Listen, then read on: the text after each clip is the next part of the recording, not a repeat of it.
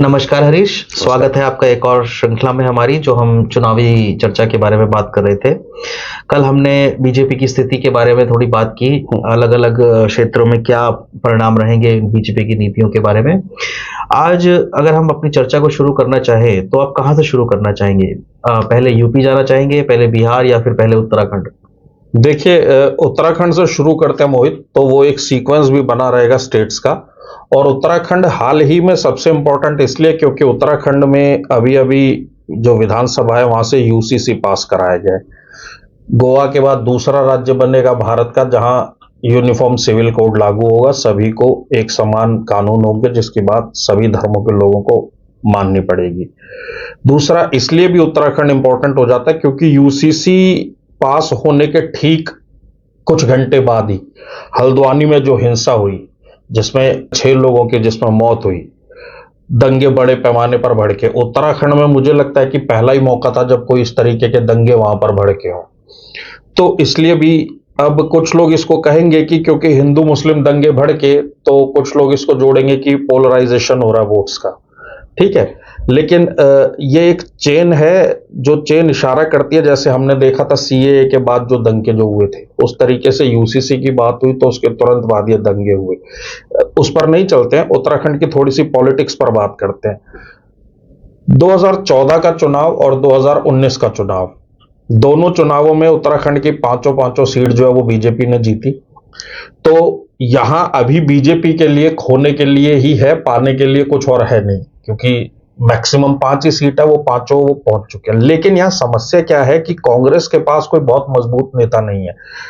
हरीश रावत हैं, लेकिन एक तो हरीश रावत बीमार हैं, उम्र हो चुकी है, और हरीश रावत का वोट बैंक जो कांग्रेस का एक टाइम पर था ना, वो इस बार लगा कि वो वोट बैंक खत्म हो गया, क्योंकि कांग्रेस के बहुत सारे नेता जो थे वो पहले ही टूटकर जो है बीजेपी में शामिल हो चुके थे। तो अब हरीश रावत अकेला ऐसा नाम मुझे नजर आता है जो कहीं किसी एक सीट पर अगर खड़े होंगे तो बीजेपी को टक्कर देंगे।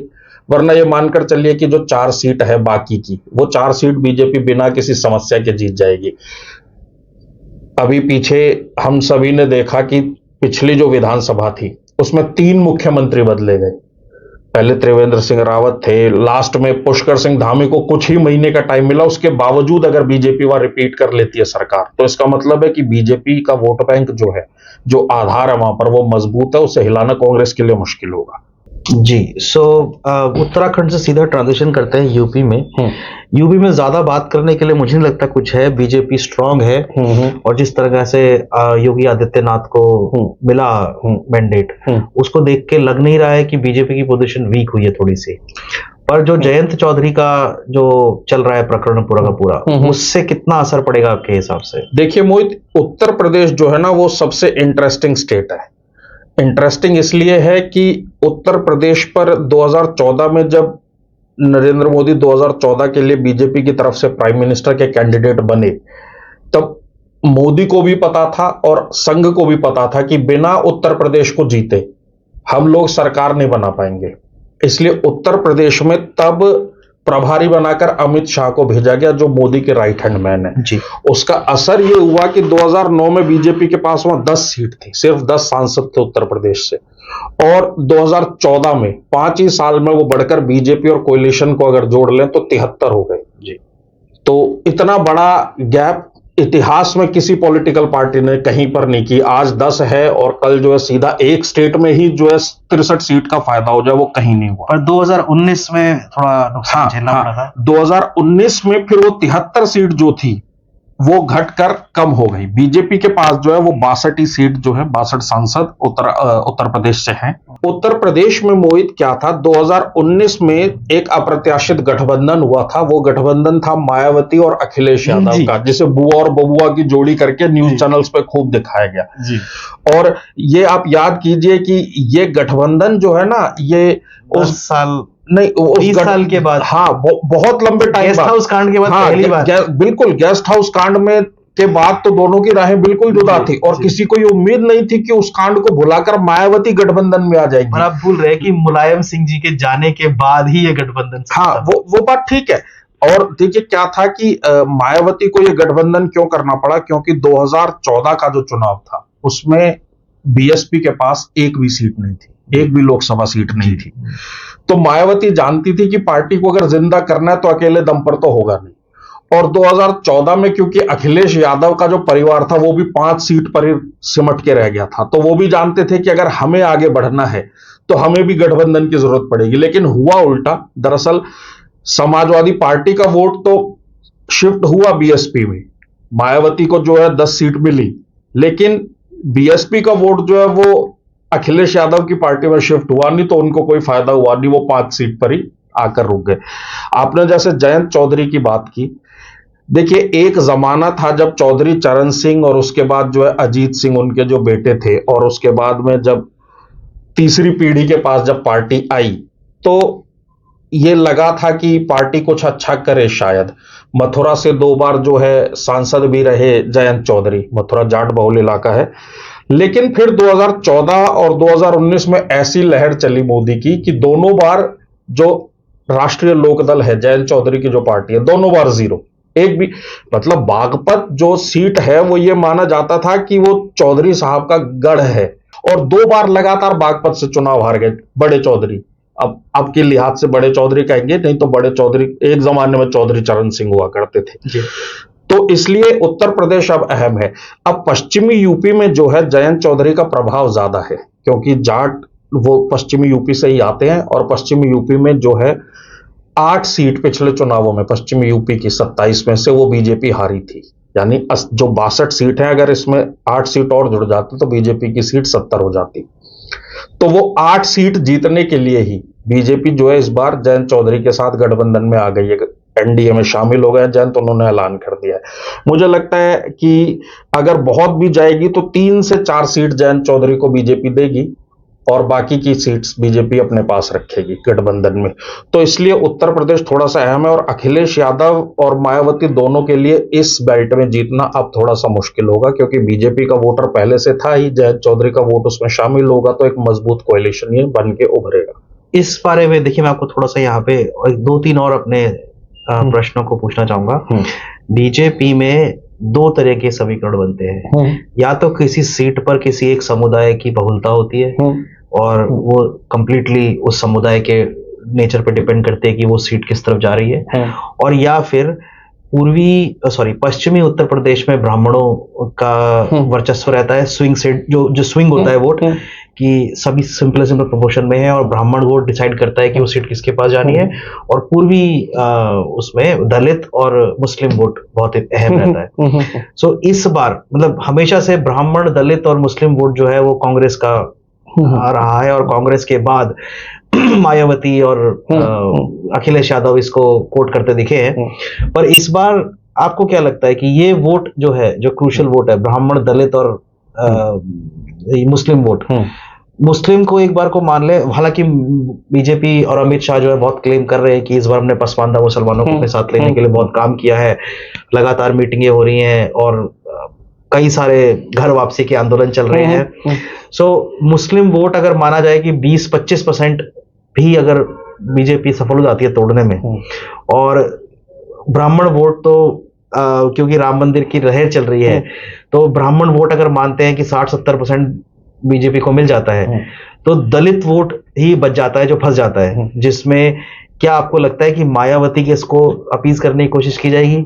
देखिए मोहित, 2-3 चीजें बहुत इंपॉर्टेंट है। एक तो आपने ब्राह्मण वोट की बात की, ब्राह्मण वोटर जो है वो पिछले 2 लोकसभा चुनाव से वो बीजेपी के साथ है। 2014 में और 2019 में दोनों ऐसे लोकसभा चुनाव हुए जिसमें ब्राह्मणों का 80% के आसपास वोट जो था वो बीजेपी को मिला। और इस बार तो जैसा कि आपने खुद कह दिया कि राम मंदिर बन गया है, तो ब्राह्मण वोट कहीं और जा नहीं रहा। फिर आपने बात की दलितों की। देखिए बीजेपी की लंबे टाइम से ये रणनीति रही है कि हमें दलित वोट चाहिए। कौन सा दलित वोट? जो गैर जाटव हो। मायावती जाटव समुदाय से आती हैं, तो ये बीजेपी की रणनीति का हिस्सा है कि हमें जाटव वोट चाहिए ही नहीं। जो जाटव हटा के जो बाकी दलित वोट बचे, बीजेपी उस वोट को क्लेम करती है। इसी तरीके से ओबीसी वोट में बीजेपी कहती है हमें यादव वोट चाहिए नहीं। गैर यादव, यादव पार्टी को हटा दीजिए, उसके अलावा जो बाकी जो समुदाय बचे हमें उनके वोट चाहिए ओबीसी में। और ये रणनीति सफल भी रही है। आप देखेंगे कि 2014 का जो लोकसभा चुनाव था उससे पहले कल्याण सिंह जो है वो हाशिए पर चले गए थे लगभग। एक बार वो टूट कर उन्होंने अपनी अलग पार्टी भी बनाई और उसके बाद में फिर वो बड़ी मुश्किल से जैसे तैसे जो एक एटा वाली सीट से सांसद बने। लेकिन मोदी को और संघ को यह समझ आया कि कल्याण सिंह के बिना उत्तर प्रदेश में जीतना मुश्किल है।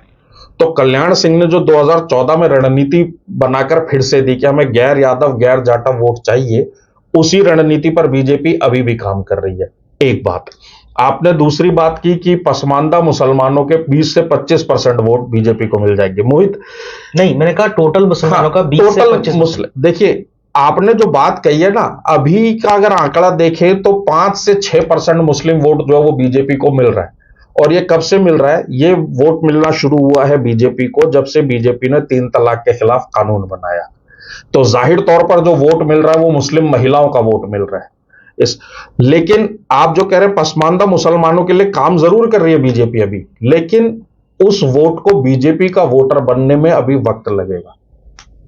जो टोटल मुस्लिम वोट का करीब 5% अभी मिल रहा है, मुझे लगता है ये बहुत भी बढ़ेगा तो 7%, 8%, बहुत ज्यादा खींचेगा तो 9% तक टोटल मुस्लिम वोट का बीजेपी को मिलेगा। इससे ज्यादा बीजेपी को ना तो अभी उम्मीद है, और बीजेपी क्या सभी जानते हैं कि अभी इससे ज्यादा वोट बीजेपी के पास नहीं जाएगा।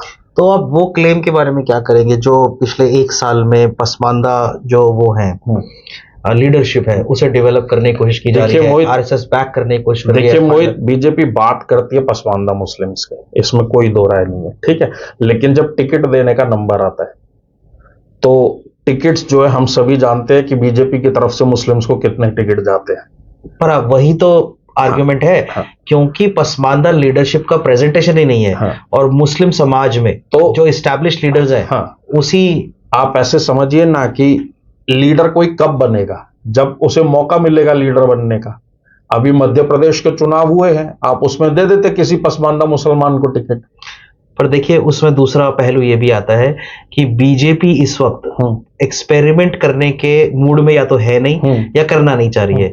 जितनी नृशंसता से उन्होंने अभी राज्यसभा की सीटों के पीछे गए हैं, अगर वो रूथलेसनेस छोड़ दे तो कहीं ना कहीं बेस हिलता हुआ नजर आएगा उनको। देखिए तो हारे हुए घोड़े पे, क्योंकि पहली बार तो वो हार नहीं पड़े। फिर वही बात, जब तक आप पसमानदा मुस्लिम्स का अपना कोई लीडर या कोई चेहरा प्रॉम्प्ट नहीं करेंगे तब तक आप कैसे ये उम्मीद करेंगे कि वो वोट हमें मिले। देखिए बीजेपी ने काम किया है। सबसे टर्निंग पॉइंट जो बीजेपी के लिए रहेगा, जिससे बीजेपी को बहुत उम्मीद है कि 2 फैक्टर जिससे मुस्लिम वोट उसे मिलेगा, एक तो 3 तलाक के खिलाफ जो कानून आया उससे मुस्लिम महिलाओं का वोट, और दूसरा जो पीएम आवास योजना थी, पीएम आवास योजना और उज्ज्वला योजना, इन दोनों का फायदा मुस्लिमों को भर भर के मिला है। अगर 100 लोगों को पीएम आवास योजना के अंदर घर मिला है तो उसमें से 34-35 मुसलमान हैं, जबकि उनका परसेंट 15% के आसपास ही है भारत देश में। तो बीजेपी को इसीलिए यह उम्मीद है कि इनसे हमारा वोट शेयर जो वो बढ़ जाएगा, 10% के अंदर रह जाए, 10% तक भी पहुंच जाएगा तो बहुत बड़ी बात होगी। बीजेपी भी जानती है कि अभी मुस्लिम वोट 10% भी मिलना उनके लिए मुश्किल है। सो फाइनल अगर आप बोलना चाहें तो इस बार आपको क्या लगता है बीजेपी यूपी में कितनी सीट? देखिए इस बार 3 चीजें बिल्कुल साफ हैं। अखिलेश कम होगा या ज्यादा होगा? बढ़ेगी। अखिलेश यादव अकेले हैं, अकेले चुनाव लड़ेंगे। मायावती मुझे लगता नहीं गठबंधन करेगी, या अखिलेश खुद नहीं चाहेंगे, क्योंकि पिछले जब चुनाव में वोट ट्रांसफर नहीं हुआ तो अखिलेश ने बहुत बातें कही थी कि हमारे साथ धोखा हुआ और वो सारी चीजें। मायावती बोल चुकी हैं कि हम जो है 2024 का लोकसभा चुनाव अकेले लड़ेंगे, ना हम बीजेपी के साथ जाएंगे ना इंडिया ब्लॉक के साथ। और वो अकेले चुनाव लड़के क्या करेंगे? अभी जो पिछला उत्तर प्रदेश का विधानसभा चुनाव हुआ था उसमें 1 विधायक है मायावती का, या शायद 1 भी नहीं है। आप समझिए कि मथुरा में माट एक सीट है, 6 या 7 बार से वहां बीएसपी के विधायक थे और वो सीट भी जो है हार गई बीएसपी वहां पर। तो बीएसपी का अगर अकेले लड़ेगी तो कोई सीट उसको मिलने वाली है नहीं, ये मायावती भी जानती है, या बहुत हुआ तो 1 आध कोई सीट मिली तो मिल जाएगी। तो बीजेपी के पास मुझे लगता है कि चांस है 73 क्रॉस करने का। मुझे लगता है इस बार 73 क्रॉस हो सकते हैं बीजेपी के पास, क्योंकि सोनिया गांधी रायबरेली छोड़ के राजस्थान से राज्यसभा जा रही हैं। तो रायबरेली सीट पर प्रियंका के जाने की अटकलें हैं, लेकिन फिर भी जो सोनिया गांधी में एक वो रहता है ना कि कार्यकर्ताओं का कि हमारी सबसे बड़ी लीडर है, तो अभी प्रियंका को खुद को वो सबसे बड़ी लीडर प्रूव करना है। तो मुझे लगता है इस बार बीजेपी के पास मौका है कि यूपी में 80 में से 75 कर लिया जाए। अगर उससे आगे चले, बिहार में क्या देखते हैं आप? बिहार में जो अभी प्रकरण हो रहे हैं, देखिए बिहार जो है, बिहार हर चुनाव में एक नई गाथा लिखता है और बिहार का विश्लेषण करना जो है ना वो बहुत टेढ़ा साबित होता है। 2019 में बीजेपी और जहां जेडीयू से बातचीत स्टार्ट हुई थी वहीं पे वापस स्टार्ट हो गई है। 2019 में बीजेपी और जेडीयू साथ साथ लड़े थे, आरजेडी अलग लड़ रही थी, तो बीजेपी और जेडीयू को फायदा हुआ था, आरजेडी को एक भी सीट नहीं मिली थी। विधानसभा चुनाव आया, विधानसभा चुनाव के बाद तस्वीर कुछ अलग थी और अब तस्वीर फिर से 2019 वाली है। तो ये मान के चलिए कि बीजेपी को बिहार में, क्योंकि अब जेडीयू के साथ है, तो मुझे लगता है बीजेपी को बिहार में बीजेपी 18 से 20 सीट पर लड़ेगी, और क्योंकि जेडीयू का वोटर साथ है तो वो 20 सीट बीजेपी के खाते में। जेडीयू बाकी बची सीट पर लड़ेगी, नहीं उसके साथ एचएएम और वो वीआईपी और जो तमाम पार्टियों को मिला ले, और उसके बाद में ये भी है आपके चिराग पासवान और उनको भी सीट देनी है। तो मुझे लगता है कि चिराग पासवान 6 सीट से कम पे तो मानेंगे नहीं। चाचा भतीजे को वो बीजेपी एक टेबल पे बिठा के कोशिश करेगी तो 4 से 5 सीट उनके पास। मुझे लगता है कि आरजेडी के लिए बहुत मुश्किल चुनाव होने वाला है। आरजेडी और कांग्रेस मिलाकर 2-3 सीट ले जाएंगी तो बड़ी बात होगी। कांग्रेस का वोटर है नहीं, आरजेडी का वोटर अकेला पड़ रहा है, इधर से 4 पार्टियां मिलकर वोट जुटाएंगी, तो जाहिर सी बात है उनके सामने टिक पाना आरजेडी के लिए बहुत मुश्किल होगा। पर मैंने तो जो विश्लेषण जो वहां के विद्वान हैं उनसे थोड़े दिन पहले मैं देख रहा था वीडियो कि जो नीतीश ने अभी तेजस्वी की एक लहर चल रही है, मैंने सुना, और जनता जो है वो लालू को भूलकर तेजस्वी के साथ देने के मन में है, और यही हमें विधानसभा चुनाव में भी दिखा। देखो मोहित, 2 चीजें और अभी जो ये तेजस्वी को छोड़ा नीतीश कुमार ने, तो इसका जो एंगर है वो ट्रांसलेट आपको लगता दिख रहा है? आप देखिए 2-3 चीजें हैं। एक तो लहर 2 टाइप से चलती है। एक मोदी जैसी लहर होती है जो जितनी नजर आती है उससे ज्यादा चल जाती है, यह हमने अभी छत्तीसगढ़, मध्य प्रदेश और राजस्थान में देख लिया। एक लहर वो वाली होती है जो सिर्फ टीवी चैनल और पेड आर्टिकल्स के जरिए चलाई जाती है, उसमें वो मैं कहूंगा कि उसमें आरजेडी वाली लहर है, जिसे तेजस्वी यादव की लहर कह रहे हैं। तेजस्वी यादव बहुत अच्छे वक्ता हैं, बोलते हैं, लेकिन उनके पीछे पीछे लालू यादव का कार्यकाल चल रहा है। जो 15 साल में लालू यादव और राबड़ी देवी के कार्यकाल में जो बिहार में हुआ ना, आप ये मानकर चलिए कि जो भी वोटर 40 साल से ऊपर का है उसने वो दौर देखा है और वो वापस उस दौर में जाना नहीं चाहता। तेजस्वी यादव की लहर अचानक से तो हुई नहीं, 2019 में भी तेजस्वी यादव थे ना, 2019 में क्यों एक भी सीट नहीं जिता पाए थे? पर तब उनके लिए पहला चुनाव था, परिपक्वता। आप ऐसे समझिए कि देखिए मोहित, पॉलिटिक्स में कोई परिपक्व नहीं होता।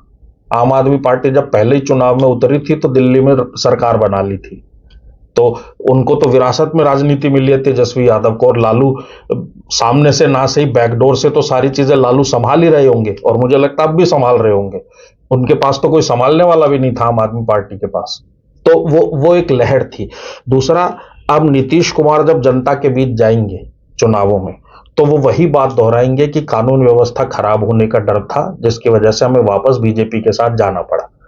और कानूनी व्यवस्था खराब होने की जब बात होती है उत्तर प्रदेश में, तो फिर वही लालू यादव और राबड़ी देवी वाला शासनकाल सबको याद आ जाता है, तो वो एक बहुत प्रोमिनेंट फैक्टर होगा। मैं फिर कहता हूं, कितनी भी तेज लहर चलेगी तेजस्वी यादव की, 4 सीट से ज्यादा तेजस्वी यादव नहीं जीत पाएंगे।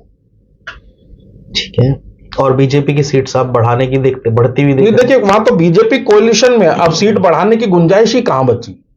सीट तो तब बढ़ती ना अगर तो बलिदान मांगा गया होगा। निश्चित अगर आए हैं, देखिए सॉरी, कुछ मैं कह रहा हूं कि बलिदान में क्या मांगोगे आप ये मांग लोगे कि आप अगर पहले 15 सीट या 18 सीट मांग रहे थे तो आप उसे घटाकर 15 कर लीजिए, उससे कितनी सीट बढ़ा लोगे? अभी आपके पास 18 है, 18 को बढ़ा के 20 कर लोगे, ठीक है? तो ये कोई बहुत बड़ा बलिदान क्या मांगा होगा आपके हिसाब से? मुझे लगता है कि कोई बलिदान मांगा नहीं होगा। बीजेपी खुद भी जानती है कि बिहार में हमारी पकड़ बहुत ज्यादा नहीं है, आप इसको ऐसे समझिए। देखिए, जब तक ये न्यूज नहीं आई थी, इनर वर्किंग के बारे में तो कोई नहीं जानता, जब तक ये न्यूज नहीं आई थी डेली ये बयान आ रहे थे कि बिहार अब अपने दम पे लड़ेंगे, इस बार हम बिहार को अपने दम पे जीत के दिखाएंगे। ठीक है, अगर ऐसा होता कि बीजेपी बिहार को अपने दम पर जीतने की स्थिति में होती, तो जो बीजेपी का थिंक टैंक है वो नीतीश कुमार से कभी गठबंधन ना करता। आप समझिए कि क्या जरूरत है। पॉसिबिलिटी और श्योर शॉटनेस वाली बात है। तो मैं वही बता रहा हूं। देखिए, एक सुशील मोदी को नेता बनाने की कोशिश हुई, वो आप समझिए कि सुशील मोदी कभी भी विधानसभा चुनाव तक नहीं लड़े हैं। तो वो कार्यकर्ता अच्छे हैं, वो संगठन के अच्छे नेता हो सकते हैं, लेकिन चुनाव जीतने के लिए करिश्मे की जरूरत होती है। संगठन के लोग करिश्मा चुनाव जीतने वाले ज्यादा लोगों में शुमार नहीं होते। तो इसलिए बीजेपी के पास बिहार में नेतृत्व जो वो बहुत मजबूत नहीं है, उसे मजबूत कर रही है बीजेपी लगातार। और अभी क्योंकि आप देखिएगा अगला जो विधानसभा चुनाव होगा उसमें बीजेपी बहुत प्रोमिनेंट होगी, हो सकता है चीफ मिनिस्टर भी बीजेपी का बने, क्योंकि जेडीयू के पास बहुत ज्यादा जेडीयू लगातार कमी होती जा रही है और नीतीश के बाद अगली कोई बेल्ट है नहीं जेडीयू में जो जेडीयू को आगे लेकर जाएगी। तो मुझे लगता है, लेकिन वो अलग अलग फैक्टर होगा, क्योंकि हो सकता है लोकसभा चुनाव के बाद नीतीश कुमार फिर से कहीं आरजेडी के साथ ना चले जाए, तो उस पर बात बाद में करेंगे। लेकिन बिहार में बीजेपी के पास ज्यादा स्कोप नहीं है अपनी सीटें बढ़ाने का। गठबंधन में ना आते तो उम्मीद थी कि सीट बढ़ जाती, लेकिन अब गठबंधन में तो सीट जो है वो शेयर करनी पड़ेंगी, और जब आप शेयर करते हैं तो फिर आपके पास आधा ही बचा ना। आप आधे से ज्यादा, आपको 5-6 पार्टियों के साथ कोलिशन करना है, आप 60% भी ले लोगे तो भी बाकी 40 तो छोड़ना ही पड़ेगा। बिहार में आपको वोट शेयर वहीं दिखता है, या तो कमी होगी या उतना ही रहेगा। हाँ, बढ़ने के कोई बढ़ने के चांसेस नहीं है बीजेपी के पास। ठीक है, बिहार से आगे चलते हैं। मेरे ख्याल से जल्दी जल्दी आंध्र प्रदेश की बात कर लेते हैं। देखिए, आंध्र प्रदेश जो है ना मोहित, आंध्र प्रदेश बहुत बहुत टफ फाइट तो नहीं है। टफ फाइट नहीं है, क्योंकि बीजेपी का वहां कोई वो नहीं है। आप समझिए, सीट भी नहीं देख रहे हैं, कैडर बीजेपी का वहां है ही नहीं आंध्र प्रदेश में। कोशिश तो की गई है, मतलब आप समझिए कि कैडर तो है, ऐसा स्टेट कोई नहीं है हिंदुस्तान में जहां बीजेपी का वोट शेयर ना हो। 5%, 7%, 10% वोट शेयर बीजेपी का हर जगह है। जहां बीजेपी केरल में आज तक नहीं जीती है, लेकिन बीजेपी का वोट शेयर वहां भी 10%, 11% वोट वहां भी मिलता है। लेकिन आंध्र प्रदेश में बीजेपी को अभी उस लेवल पे खड़े होने में बहुत मुश्किल होगी। 2 सीट निकाल पाएगी आपको? मुझे लगता है 1 सीट बहुत हुआ तो, नहीं तो 1 सीट भी नहीं, क्योंकि वहां वाईएसआर कांग्रेस जो है, कोएलिशन की पॉसिबिलिटी, कोएलिशन वाट तेलुगु देशम पार्टी से होगा, टीडीपी से, ठीक है।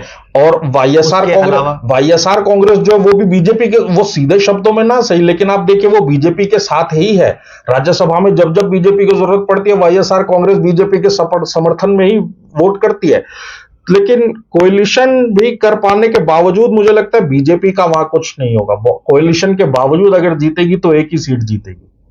और अगर एनडीए की बात की जाए, मतलब कोएलिशन की बात अगर एनडीए की बात करेंगे, अगर कोएलिशन हो जाता है तो मुझे लगता है अब वो किससे होगा, वाईएसआर से होगा या टीडीपी से होगा, क्योंकि दोनों ने हिंट्स दिए हैं कि वो बीजेपी के साथ जा सकता है, लेकिन दोनों ने डिसाइड अभी तक नहीं किया। अगर वाईएसआर के साथ होता है तो मुझे लगता है फिर 20 सीट की बात होगी। अगर टीडीपी के साथ हो गया तो मुझे लगता है कि 5 से 7 सीट की बात होगी। आंध्र प्रदेश से चलते हैं। एक काम करते हैं, गोवा के बारे में थोड़ा बात कर लेते हैं, बिकॉज ज्यादा कुछ देखिए, गोवा में 2 सीट है, नॉर्थ गोवा, साउथ गोवा जी।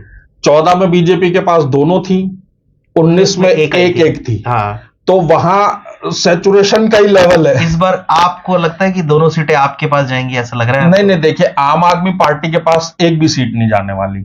हालांकि यह जरूर है कि आम आदमी पार्टी के जो विधायक हैं वो बहुत ईमानदार विधायक हैं, और मैं ईमानदार क्यों कह रहा हूं, अभी काम बहुत हुआ है। नहीं, काम तो हुआ ही है। मैं आम आदमी गोवा के, खासकर गोवा के विधायकों को ईमानदार कह रहा हूं, क्योंकि गोवा में जो कांग्रेस के विधायक थे वो सब टूट के बीजेपी में चले गए। तो जाहिर सी बात है कि जब कोई टूट कर दूसरी पार्टी में जाता है तो उसके पास कोई ना कोई लालच या कोई ना कोई मोटिवेशन होता ही है, ठीक है। लेकिन और वो लालच जब ज्यादा विधायकों के पास आए तो जाहिर सी बात है कि कम विधायकों के पास भी वो लालच आया होगा। उसके बावजूद अगर वो आम आदमी पार्टी में ही है दोनों विधायक, तो वो ईमानदार विधायक तो कहे ही जाएंगे। गोवा में आम आदमी पार्टी का लोकसभा सीट जीतना, अभी आप गोवा की बात कर रहे हैं, दिल्ली में एक लोकसभा सीट जीतना अभी तो बाकी है आम आदमी पार्टी के लिए। पिछली बार से इस बार आम आदमी पार्टी का वोट बैंक भी बढ़ा है, उनकी पकड़ भी मजबूत हुई है, मैंने और रीच भी गई है। आम आदमी पार्टी अगर कहीं लोकसभा सीट जीतेगी देखिए नॉर्थ में केजरीवाल फैक्टर है, आप समझ रहे हैं, लोग अगर पसंद करते हैं तो केजरीवाल को, और अगर कुछ गाली देते हैं तो भी केजरीवाल को। गोवा में वो फैक्टर नहीं है। आप इसको ऐसे समझिए जैसे बीजेपी में नरेंद्र मोदी ही फैक्टर है। जब आदमी पार्षद का चुनाव दिल्ली में एमसीडी के इलेक्शन में वोट डालने जाता है तब भी वोट बीजेपी मोदी के फेस पर ही मांगती है, विधायक का चुनाव हो तब भी मोदी ही फेस होते हैं, और लोकसभा इसी तरह आम आदमी पार्टी में अरविंद केजरीवाल ही जो है वो एकमात्र फेस है, वहां फेस और कोई है ही नहीं। भगवंत मान जब चीफ मिनिस्टर बने तब भी फेस अरविंद केजरीवाल ही थे, वोट उन्हीं के चेहरे पर मांगे गए थे, बाद में भगवंत मान को जो है वो सीएम बनाया गया। इसी तरीके से तो मुझे लगता नहीं, गोवा तो छोड़िए, मुझे लगता है दिल्ली में भी एक सांसद जिताने में आम आदमी पार्टी को बहुत मुश्किल है। तो दूसरी सीट किसको दे रहे हैं आप गोवा के बाद? गोवा में मुझे लगता है इस बार दोनों सीट बीजेपी के खाते में जाएगी, क्योंकि कांग्रेस के साथ हालांकि ऐसा कोई विवाद नहीं है वहां पर, लेकिन जैसे कांग्रेस, मैंने बताया कि कांग्रेस के सारे विधायक टूटकर इधर आ गए हैं। अब विधायक एमपी के मुकाबले ज्यादा ग्राउंड लेवल पर विधायक रहते हैं, तो जो वोट है वो इधर शिफ्ट होगा ही, और जब वोट शिफ्ट होगा तो फिर दोनों सीट बीजेपी के पास। तमिलनाडु में क्या परिस्थिति देखते हैं? देखिए तमिलनाडु में दो ही पार्टियों का वर्चस्व है, दोनों ही आपस में चुनाव लड़ती है। एक बार उस पार्टी की जीत होती है, दूसरी बार उस पार्टी की जीत होती है। एआईएडीएमके और डीएमके की बात कर रहे हैं। डीएमके जो है अभी प्रोमिनेंट है, डीएमके के पास ज्यादा सीट है, एआईएडीएमके के पास एक सीट है।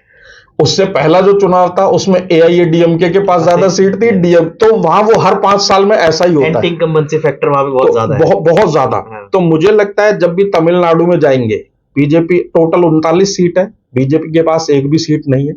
एआईएडीएमके से बीजेपी का गठबंधन जयललिता के टाइम से होता रहा है, लेकिन बीजेपी का वोट शेयर वहां है नहीं, और है भी तो वो इस फैक्ट इतना नहीं है कि वो जो है किसी पार्टी की जीत या हार डिसाइड करवा सके। तो अगर कोएलिशन होगा, नॉर्थ वर्सेस साउथ का जो डिवाइड है सबसे ज्यादा प्रोमिनेंट सबसे ज्यादा वहीं पर है तमिलनाडु। बिल्कुल बिल्कुल। सो जो अभी बयान आ रहे थे, मैं उन नेताओं का नाम भूल रहा हूं मैं, एआईडीएमके के नेता ने कहा था कि अगर इस बार हम कोएलिशन में जाते हैं तो हमें लॉस ज्यादा होगा, तो इस बार हम सोच रहे हैं कि अपने आप। देखिए वो तमिल अस्मिता को सबसे ऊपर रखता है वो स्टेट, जी ठीक है जी। और बीजेपी ना चाहते हुए भी उनके साथ एक स्टैंप लगी हुई है हिंदी भाषी बेल्ट की पार्टी जी। और ये कई बार वो हुआ है कि जब ये बातें उठती है कि स्कूलों में बच्चों को हिंदी पढ़ाई जानी चाहिए, तो तमिलनाडु वो पहला स्टेट होता है जो उसका विरोध करता है। तो वो तमाम फैक्टर्स हैं। मैंने आपको पहले ही बताया कि बीजेपी का वोट वहां पर ना के बराबर है, तो एआईएडीएमके से गठबंधन होगा तब भी कोई बहुत ज्यादा फायदा एआईएडीएमके को नहीं होगा, उसे अपने वोट बैंक पर ही वो करना पड़ेगा। देखिए ये तो सभी लोग बातें इस बारे में करते हैं, मैं जानना चाहूंगा वो बातें जो बीजेपी सटल तरीके से पिछले 5 सालों में बीजेपी ने की साउथ को और पर्टिकुलरली तमिलनाडु को अपीज करने के लिए, जैसे नॉर्थ की सेरेमनीज में सेंगोल को लेके आना, नॉर्थ के सेरेमनीज में साउथ के प्रीस्ट को लेके आना, उनकी हेरिटेज को एक्नॉलेज करना, ये जो सटल मैसेजेस जो है जो मोदी दे रहे हैं। देखिए मोदी स्पेसिफिकली तमिलनाडु के लिए, क्योंकि मोदी और मोदी के पीछे राष्ट्रीय स्वयंसेवक संघ, सभी जानते हैं, हम पहले बात कर चुके हैं कि उत्तर भारत में पार्टी सैचुरेशन के लेवल पे पहुंच गई है, वहां सीट बढ़ेंगी नहीं, सीट कम ही होने की संभावना है जी। और सीट अगर 303 से बढ़ाकर 370 ले जानी है तो बढ़ाने की गुंजाइश जहां सबसे ज्यादा है वो कर्नाटका में तो पार्टी है ही, वो 4 ही स्टेट बचते हैं, आंध्र प्रदेश, तेलंगाना, तमिलनाडु और केरला।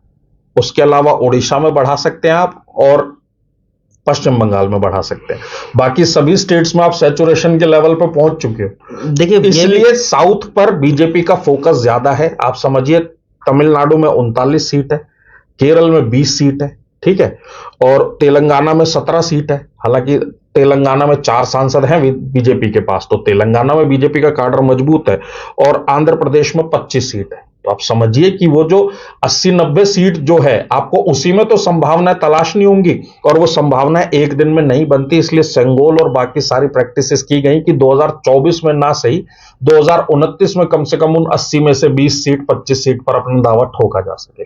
सबसे टेन्युअस जो इनका सबसे डिफिकल्ट जो गठबंधन है वो तमिलनाडु में ही है, बिकॉज वो लोग हैं जिनको छोड़ के भी सही पोजीशन में नहीं आते हैं और जिनके साथ पोजीशन वर्स हो जाती है।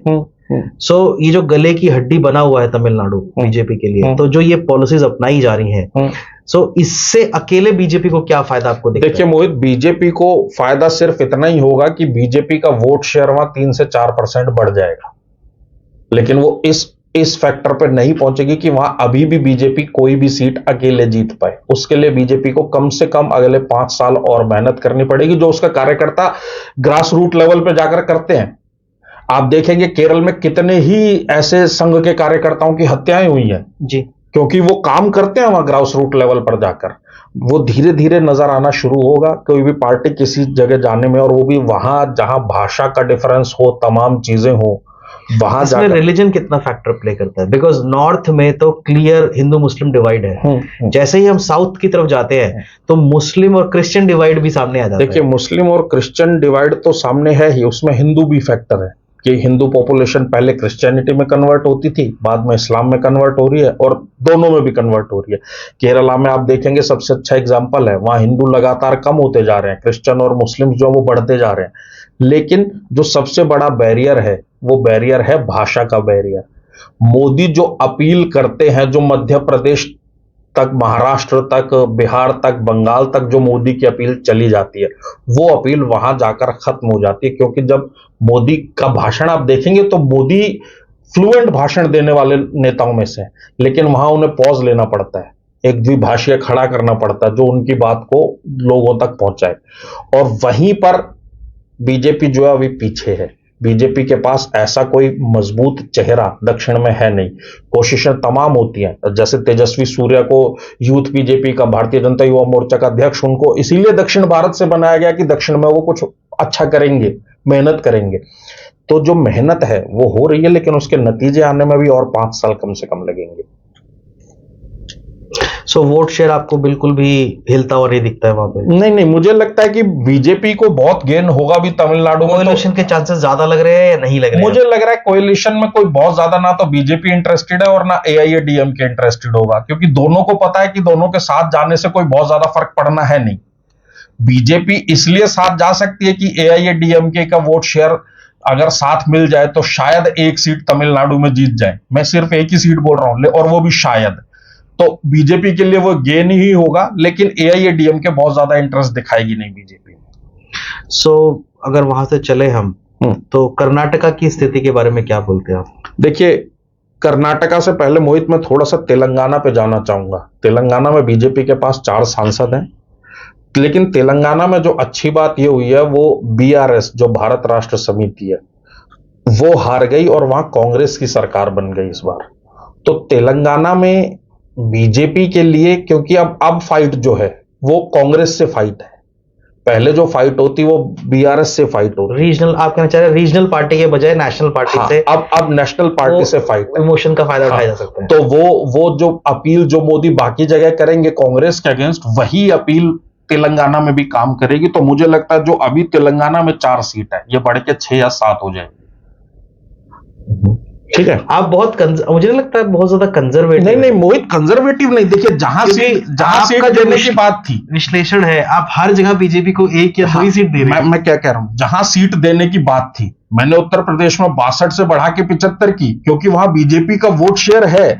लेकिन जहां वोट शेयर ही कम है, जहां भाषा के बैरियर हैं, जहां बाकी तमाम बैरियर्स हैं, उनसे पार पाने के लिए बीजेपी को काम तो करना पड़ेगा ना।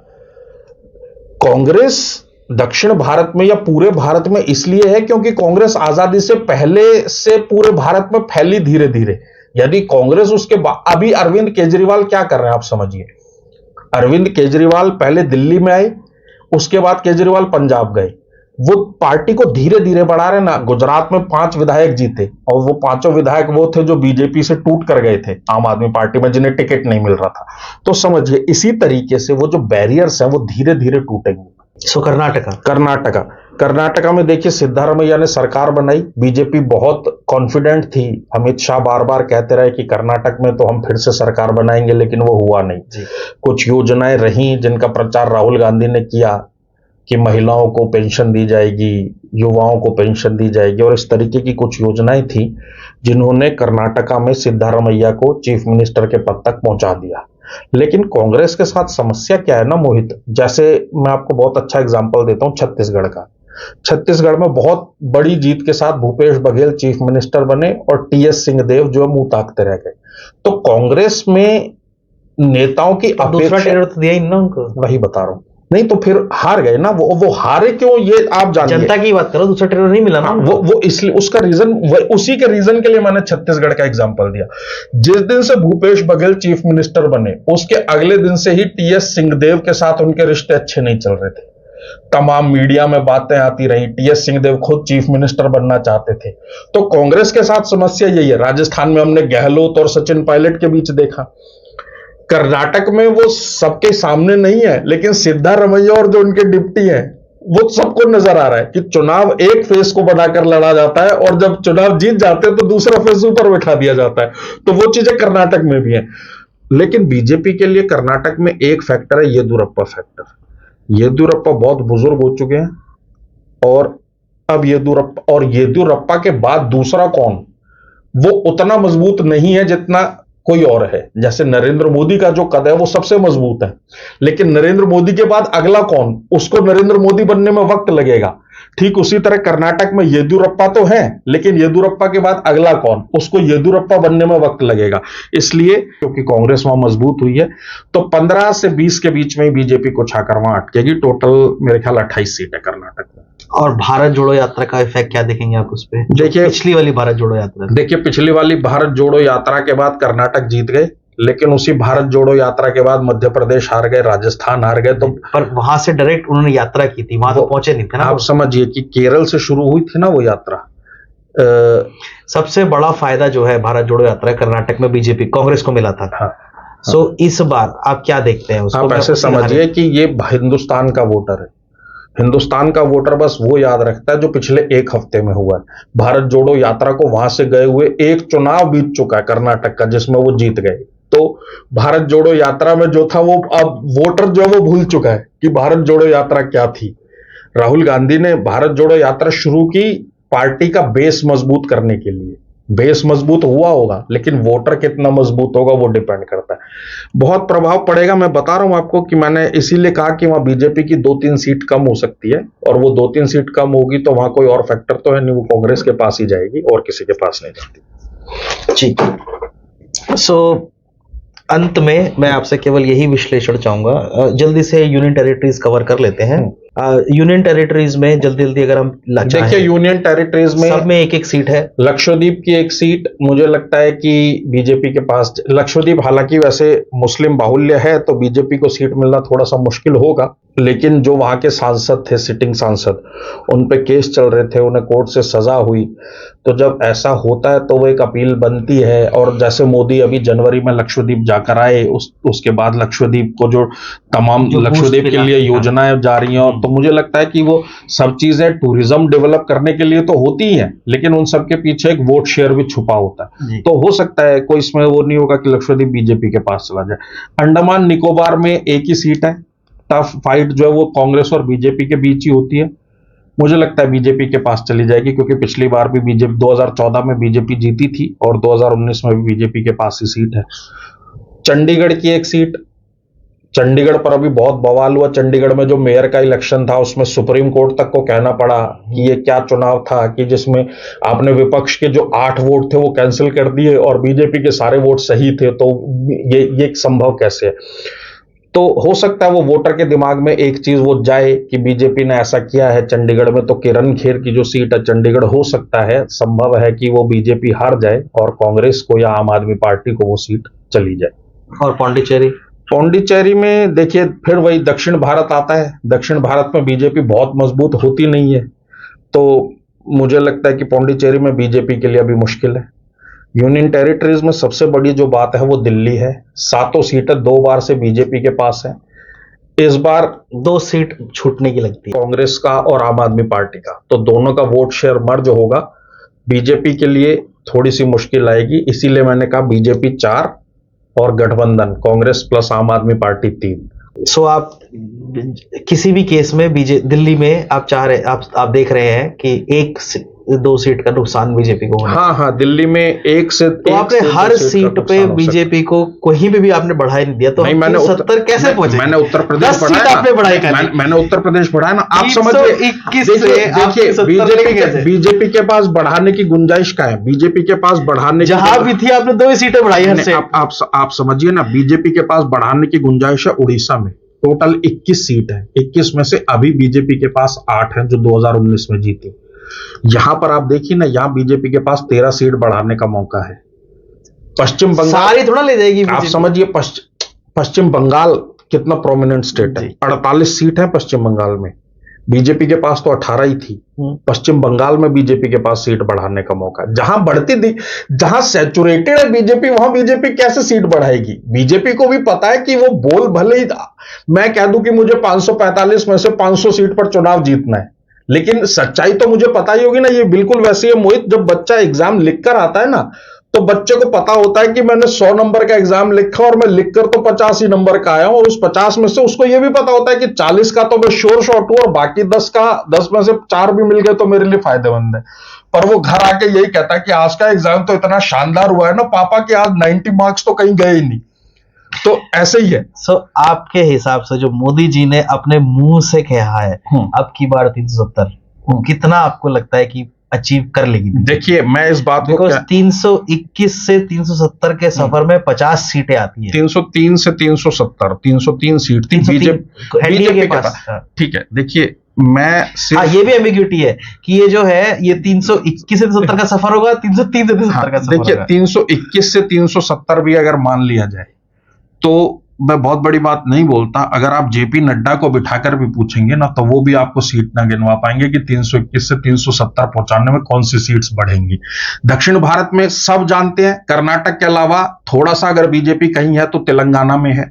आप ऐसा नहीं कर सकते तेलंगाना में अभी 4 है और वो 4 से बढ़ के 20 हो जाएगी, वो संभव नहीं है। उसके अलावा कहीं आपका कैडर नहीं है।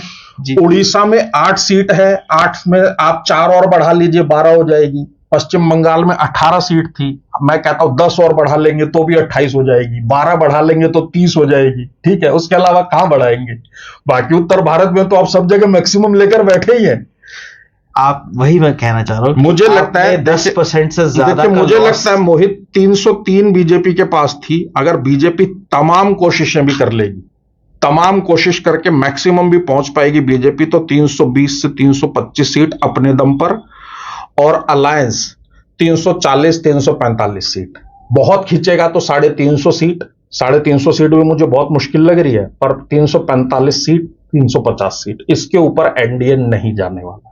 आप तो बहुत ही ज्यादा रूथलेस हुए। नहीं मोहित, मैं तो फैक्ट्स पर आपका प्रेडिक्शन है, मेरा अभी प्रेडिक्शन में डाल देता हूं। 303 सीट पिछली बार बीजेपी ने ली थी, इस बार अपने दम पे बीजेपी 335 से 340 के आसपास रहेगी, और जो कोएलिशन है वो अपने सारे कोएलिशन मिला के 40 सीट और लेके आएंगे, और बीजेपी 370 और 380 के बीच में आराम से आ जाएगी। चलिए, ये तो चुनाव बहुत जल्दी होने वाले हैं। 8 से 10 मार्च के आसपास मुझे उम्मीद है कि चुनावों का ऐलान हो जाएगा, और फिर अप्रैल और मई का महीना जो वो चुनावों में बीतेगा, 19-20 मई के आसपास रिजल्ट आएगा, तो टाइम भी बहुत नहीं है।